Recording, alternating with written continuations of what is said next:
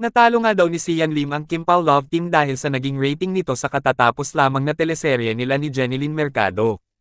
Masayang ibinahagi nga nila ang mataas na ratings ng kanilang katatapos lamang na teleserye na Love, Die, Repeat sa GMA Primetime na natalo nga nito ang teleserye ng Kim Pao na Linlang. Noong una nga daw, ay madaming bumabatikos kay Sian Lim dahil sa maagang pagtatapos ng nasabing comeback teleserye ni Jenilyn Mercado.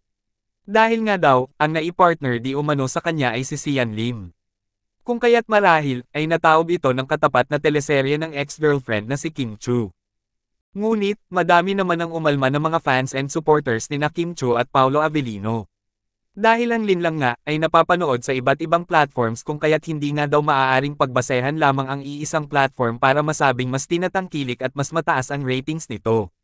Bagkus, ay alam naman daw di umano natin na mas madami ang nagmamahal at sumusuporta ngayon kina Kim at Paolo. At handa nga daw patunayan ito ng mga Kim Pao fans hanggang dulo. Namamahalin at susuportahan nila ang bawat proyekto ng Kim Pao at hindi sila magsasawang gawin ito dahil deserve nga di umano ng dalawa iyon. Dahil bukod nga daw sa nag-uumapaw na chemistry nila, ay makikita mo daw talaga ang puso at dedikasyon nila sa bawat trabaho o proyekto na ginagawa nila. Kayo, isa din ba kayo sa hindi naniniwala na natalo ng katatapos lamang na teleserye ni Sian Lim na Love, Die, Repeat ang teleserye ng Kim Pao na Linlang? At kung ano ang inyong komento at saloobin, just comment down below. Thank you for watching and see you on my next one.